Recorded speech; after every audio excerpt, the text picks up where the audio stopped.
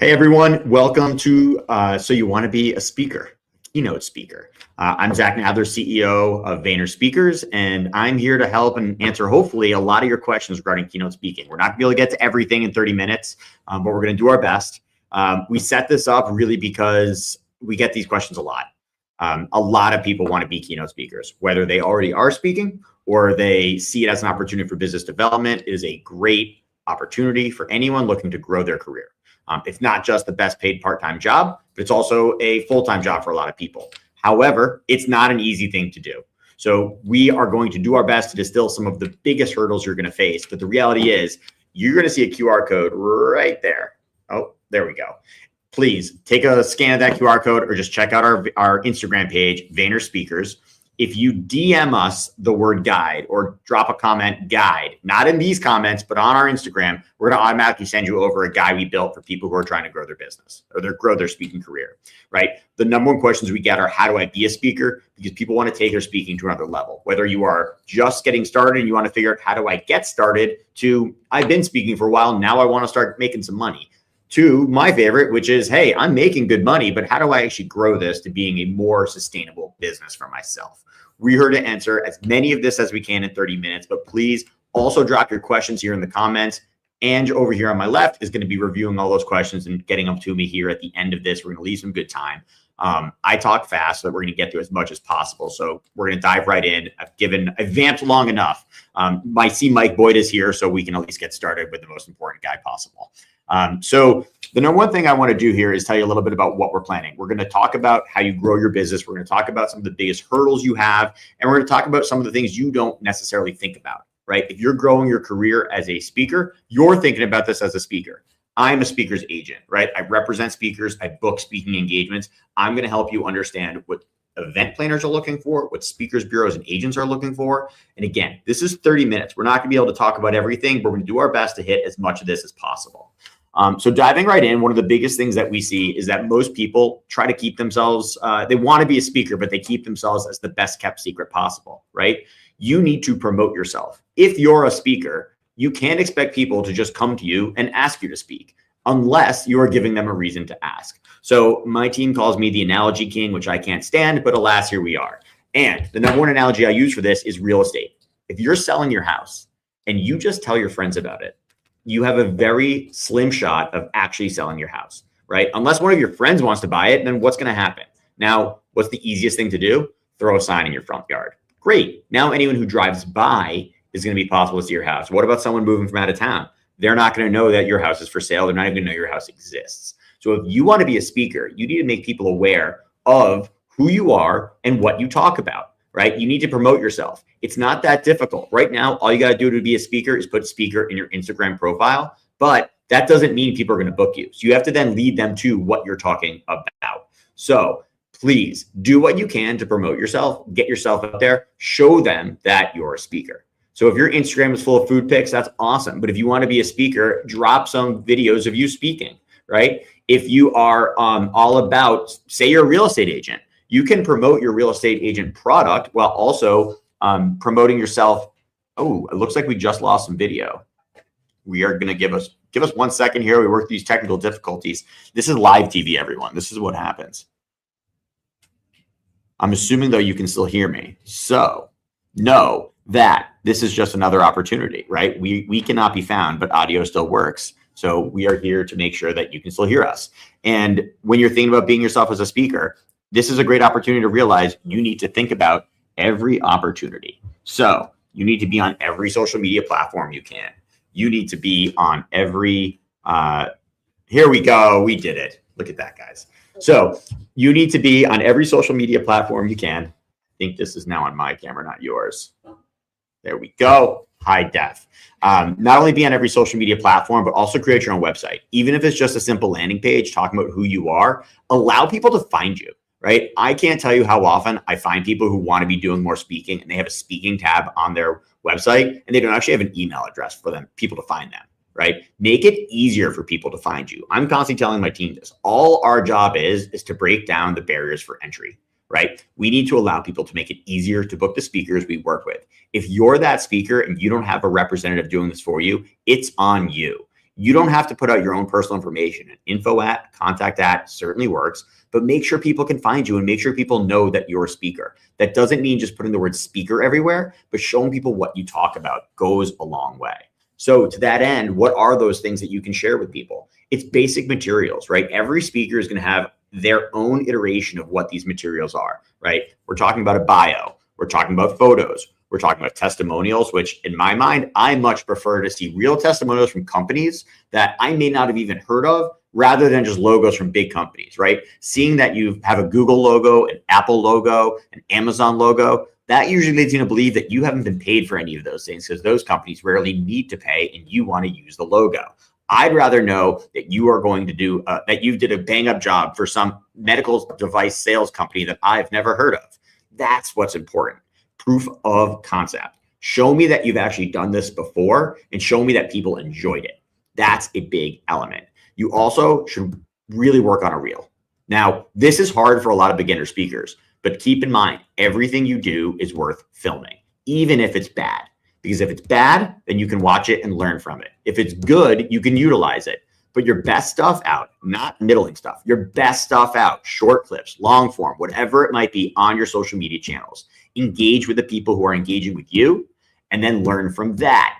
Always course correct and iterate on what moves forward. So you want to put your best information out there, but then you also want to share with people the major things about you as a speaker. This is huge. There are 4 questions that are super important. These are in our guide. So again, don't forget, Andrew's going to do me a solid and put that QR code right next to me so that you can scan it and get this guide. But you need to outline 4 things. Who are you, right?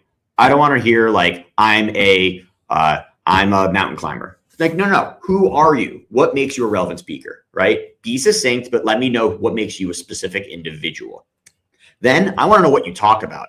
And don't just tell me it's change management, right? Or leadership principles. No. I want to know the specific thing you talk about under 30 seconds that is going to help me understand what's powerful for me. Then I want to know why it's actually relevant. Because just because you talk about it doesn't mean it's relevant for anyone else. And that also will depend on who you're talking to, right? If you're talking to a group of college students, they probably aren't going to care about the same things that insurance brokers are going to care about. But those insurance brokers need to know why you're talking about it and why it matters to them. Because every time you're getting paid to speak at an event, you are not only being hired by a company, but you're being watched by their audience. So you need to make your content relatable for both the people watching you and the organization paying you. And then lastly, you have to answer to me, why are you the person to speak about this? It's not easy to do, but I got to tell you, there are so many speakers out there. 10 years ago, I probably knew most of speakers who were out there. Now our database is over 10,000 people. The reality is there are just so many people who have accomplished so much. Entrepreneurs who have billion-dollar exits, right? Who have sold multiple companies, right? Athletes who have overcome great odds. There's all sorts of people who are doing amazing things in this world. And you just have to help me understand why you are so unique and actually can talk about this particular thing so that I want to hire you for my event and to bring that knowledge to my audience. It sounds much easier than it is. If you look at these 4 questions and you actually get hard with yourself and answer them, it's going to help you evaluate your own value as a speaker and also help you understand how to position yourself and market yourself as a speaker to the people that you want to talk to. Lastly, I want to talk to you a little bit about the industry itself, because I got to tell you, no one is 12 years old and says, hey, I want to be a speaker or I want to be a speaker's agent, right? This is just an industry that's often forgotten, and yet it's a multi-billion-dollar industry. If you look at any career, there is an association tied to that business and that industry. That association is always hiring someone. Every business that you see out there, whether it's retail, corporate, industrial, manufacturing, any of these businesses are often bringing together their entire team and they're hiring a speaker once a year at worst to book and talk about a particular area of expertise. User conference and technology. There's all sorts of areas for this. And so all of these events are happening. And I think most people don't understand, how do you even get started to do this, right? You just need to get out there. The one thing it takes to be successful in this world is reps, regardless of what you do. But in speaking, it is no different.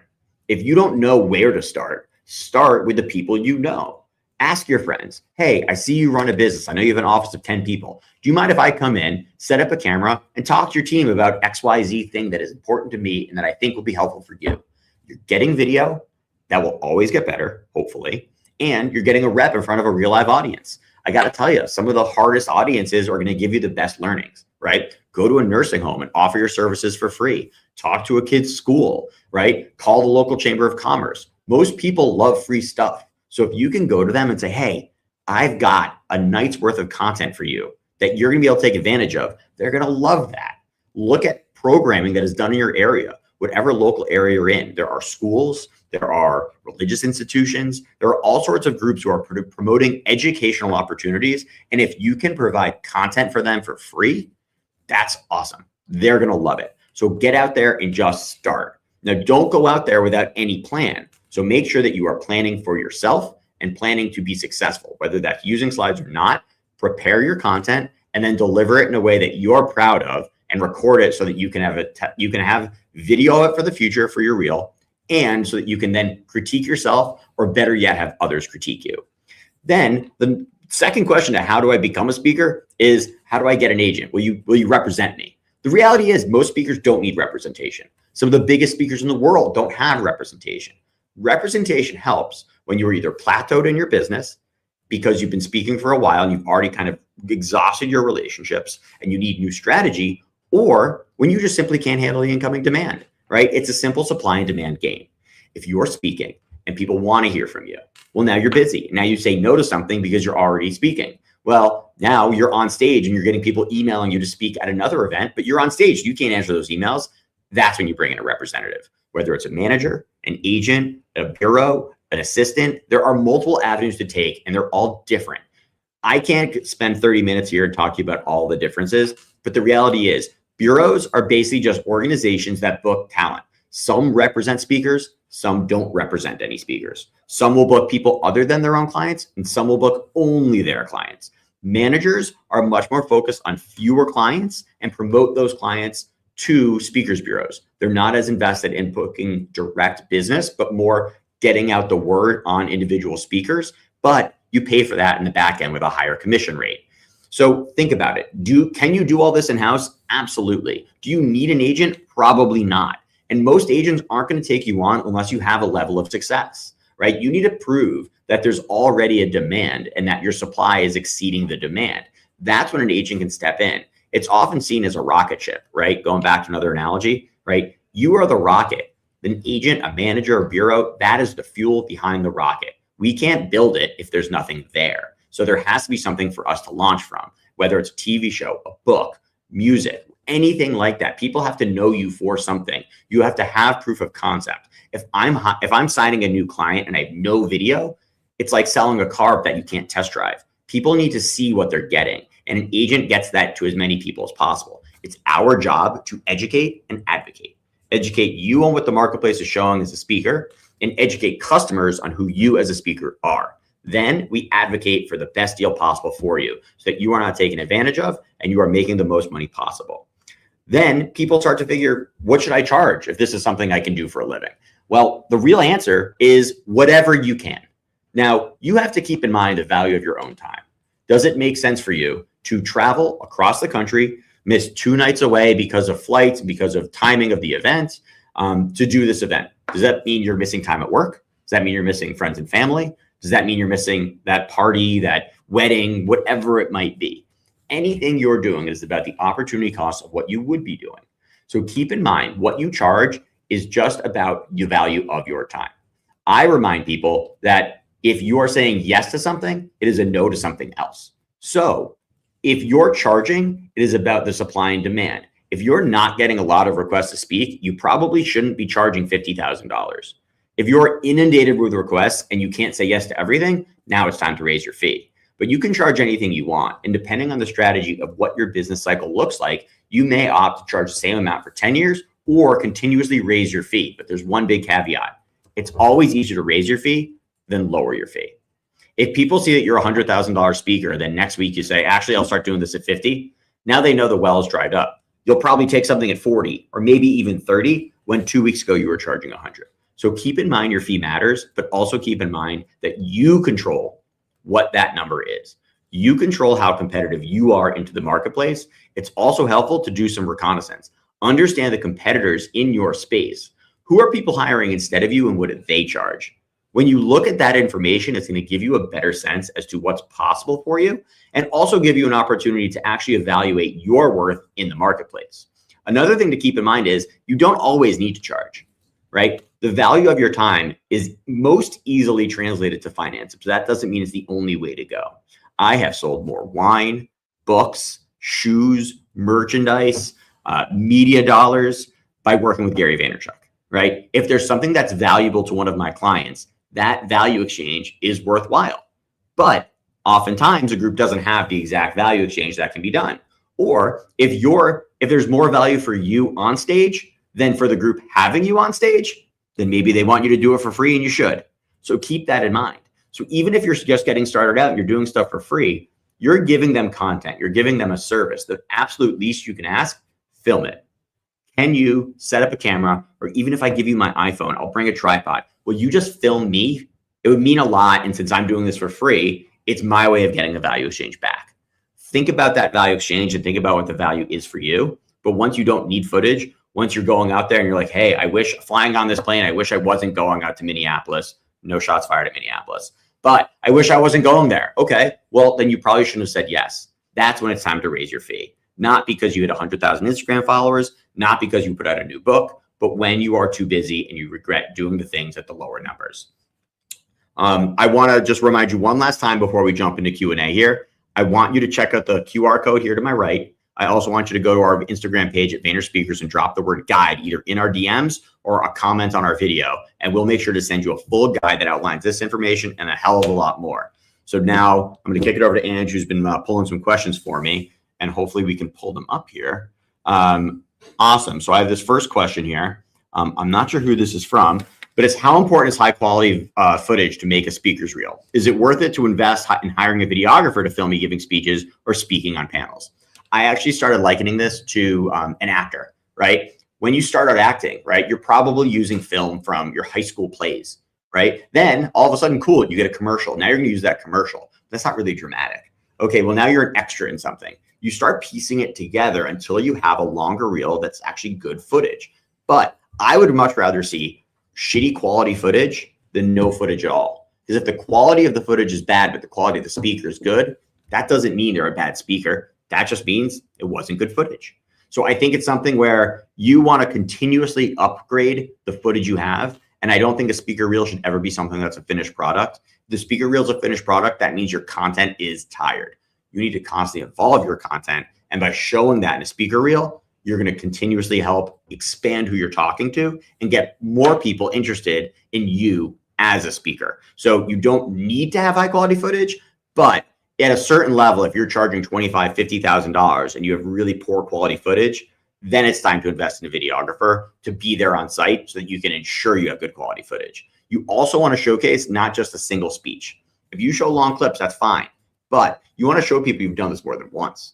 So it's not just, hey, I've been on multiple stages. Here's a clip of me talking on one stage. It's showing you on different stages, speaking to different audiences, even different messages, as long as it's coherent in a reel form. So it's important to have a reel, but the footage doesn't need to be 4K.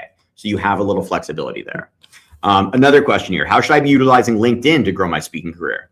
This is, I think, the biggest untapped resource people aren't thinking about. LinkedIn is a great opportunity to engage. People who are booking events are looking on LinkedIn. Use LinkedIn.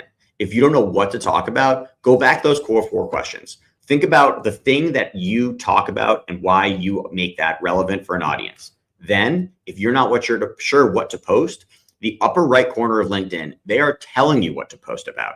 They're giving you the top news articles. Don't force it, but look at there 2-3 times a day and see, is there something that's relevant to me that I can share some perspective on? What you're doing by doing that is opening up the door for conversation. You're going to share some perspective. You're going to give your unique insight. Then someone else is going to be able to look at that and see like, oh, that's interesting. I wouldn't have thought XYZ could speak on that particular subject matter, but now I see how it might connect to my business. Just because you post and it doesn't get engagement now, that doesn't mean it's not going to get engagement later. So it's worth it to continuously do that. Then engage with other people. Engage with other people's comments about things that are relevant to you. I guarantee you, sitting on the couch while you have Netflix on, you have the ability to spend an hour just checking out LinkedIn and engaging with content. Grow that follower audience. Then every time you update your reel, you're going to be able to showcase your skills. And then you see more content that's more valuable, you're going to be engaged with that. And when people ask you the same questions, whether it's on site at an event in a Q&A, or if it's on LinkedIn, answer those questions. And if you keep getting the same ones, include that in your speech. Listen to what the people want and give them that back. If you give them the content they're looking for, that's what creates demand for you to actually speak on stage. This isn't rocket science. Just give the people what you want. We've got another question here. I help speakers who are great on stage, but struggle to feel natural when talking to camera. Do you agree that creating content speaking to camera is a good way for speakers to build their brand? If so, why? I do think that talking direct to camera is useful in the sense of it gives someone perspective as to what you think. It gives someone perspective as to the types of content you have. However, if you're a professional speaker speaking in the $20,000 to $40,000 to $50,000 range, I will greatly prefer lower quality video if it's you on stage versus higher quality video of you direct to camera. However, keep in mind, when you are getting started, you got to have something. So as a backstop, it is definitely a great idea to have that straight to camera video footage, but it's something that you control. It's something that shows there can be edits. It's something that has a controlled room and a controlled environment. It's not something that's live on stage. So I think there is the only hurdle of just because you can do it on a one-on-one conversation to camera, that doesn't mean you can do it on stage. It's proof of what you talk about, but it's not proof that you can talk about it in a real life format. But it is a hell of a lot better than nothing. So that's a great question, but it is something that has to have some caveats around it. It's also great if you mix it. So it's a little bit of like setting up who you are off camera or on camera one-to-one, and then going on stage and showing what you actually talk about in real life. So that combination can be more powerful than just one or the other. Another quick question here. How do I know when I should increase my speaking fees? Like I was saying, increase your speaking fees when you need to. If your time has become so valuable, your business is growing, right? And you no longer can take time away from the office, right? If your kids are getting older, you want to spend more time at home. Well, now I remember 2014, Gary called me. I remember walking alongside Macy's on 34th Street, and he said, "Hey, I'm not doing any speeches on Saturdays or Sundays anymore." That was 2/7 of our booking calendar. Now, all of a sudden, I couldn't do that. But guess what? Then do we decide, all right, are we raising the fee because you're giving 2/7 less time available to speak? That all matters. You have to take in every variable before you decide whether you're going to raise your fee. I think the biggest problem people have is they perceive their value of being X, but if they don't have a trusted brand, if they don't have a reputation, they can price themselves out of the marketplace and you never can go backwards. You're not going to be able to do that. I've worked with plenty of speakers who want XYZ. They want $50,000 so they think they deserve it. They've made a lot of money in Silicon Valley or wherever it may be. But in the speaking world, they don't have that profile. I think it's common to realize huge name speakers are not necessarily huge names. Now, it can be, right? But a lot of the most successful speakers are people that you walk down the street, nobody's going to notice them. Nobody's going to stop them for their autograph. But when they're on stage, they're excelling. So it's an opportunity to remember that whoever you are, that has to go into it. Is your brand valuable enough that you can command more dollars? If not, have some self-awareness and charge a reasonable amount and grow your business. If you're only doing 10 talks a year and you want to be doing 50, raising your fee isn't going to get you there. It's going to make it harder because there are less audiences or less groups that have $50,000, not $10,000. So market constraints will certainly address that and adjust your fees. But have some strategy involved. Don't go in haphazardly. Got a great question here from Kimberly. Are you seeing drops in organizations hiring speakers in the current market? I hear things from other speakers, et cetera, that budgets are dropping and opportunities are closing. I haven't seen that personally yet, but curious since your finger's on the pulse. That's a great question, Kimberly. I think that what's happened is there are more speakers than ever before. There's also more events than ever before. But that means that there's a gap forming between those who are doing a lot of talks. You're getting more speakers doing 50 plus talks, and then speakers are doing 20 to 25 talks. Those people are probably getting squeezed down a little bit because there's more competition. The barrier for entry to become a speaker has never been lower. You open up social media, you get a high-res video, right? You go do a free talk, you can build a base. That doesn't mean that you're guaranteed anything. That means the competition begins. So I would say that budgets are not getting tighter. I would say that events are not hiring fewer speakers. I think when there's a recession, that usually happens, right? Hospitality, events, that is an area that gets squeezed. But in our current environment, we're busier than ever before. However, there are more names that we have to review with a customer before they make that decision. We're also seeing that booking windows have gotten a lot shorter. I remember when it was 6 to 8 months or bust. If you were booking someone in less than 6 to 8 months, it was last minute. We are still getting requests for events in April, and it's going to be April tomorrow. So keep in mind that the competition is greater, but that doesn't mean that events are squeezing speakers. However, they are looking at what you bring to the value of the organization. If you're just a speaker for a small group, they don't need to sell tickets necessarily, so your brand doesn't necessarily matter. However, those who have bigger brands can command a higher dollar amount, meaning that that group then may need to find breakout speakers, doesn't have the same budget for breakout speakers because they poured all their money into that one big name, because the competition to get people out of their house and into events since COVID is stronger. People are traveling to fewer events, right? And I think that it's just going to be a common thing that we're going to see. If you want me to come to your event, make it worth my while. Otherwise, I don't even need to buy tickets to your event. I can just hang out in the lobby and meet people. So keep that in mind. But I think that it is a tough industry and it is going to always be something that's super competitive. So you're always going to have those challenges. From Michael Boyd, should we focus our content on only 1 or 2 topics? Does this help with getting booked? It's a great question. I think that anyone who's a speaker and talks about everything talks about nothing. Have a focus, but have perspective on that focus. If there's an area of that you want to talk about, make sure it is pointed. You have a perspective on it. What we're seeing is that groups want to hear about basic ideas, leadership, teamwork, change management, but they want to know your specific perspective and what's different than everyone else talking about those things. So focus on that one area, but always elaborate and go beyond, so that if you are talking to an audience and they are not who you normally would talk to, or they're not in your industry, how does it relate to them? And if you can control your content and understand it so well that you are authentically delivering content that any question they ask you, you're ready for, then you can start to diverge, start to add little bits and pieces to the content you have so that it evolves over time. You're not going to reinvent the wheel, but you want to be able to consistently increase the level of content you have. And then you can build additional topics alongside it. Think of it as new books, right? If an author is creating new books, they are writing a new work from scratch. That doesn't mean all the stuff they did previously is not something they can talk about. It just means that now they're adding to the content. And if they're really good at what they do, when they add on, it's complementary and supplementary. It's not a replacement. So focus on one thing, but be wide. This is from Ashley. Is it better to have a broad topic or have a specific niche? Go specific. The more specific you are, the more people are going to remember you and what you're talking about. If you go broad, people aren't going to understand necessarily why you're there in the first place. You could be a great speaker, but it shows that you're not articulate on the front end. What makes me believe you're going to be articulate on the back end?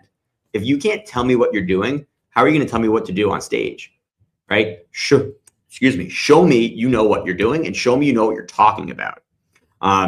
That's going to be it. We just hit 1:30. So thank you all so much. This was a lot of fun. Please share and like. Go to VaynerSpeakers on our Instagram page and comment guide, or DM us guide, and we will send you our great speaker guide. And if we get enough great feedback, I'm sure we'll be doing this again. So thanks, everyone. Appreciate you taking the time. Have a great day.